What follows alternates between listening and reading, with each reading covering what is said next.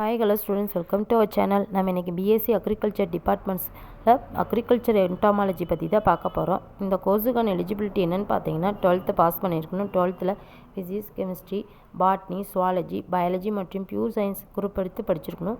Minimum 50% marks score பண்ணிக்கணும். Age வந்து 17 இயர்ஸ்க்கு மேலே இருக்கவங்க இந்த கோர்ஸ் எடுத்து படிக்கலாம்.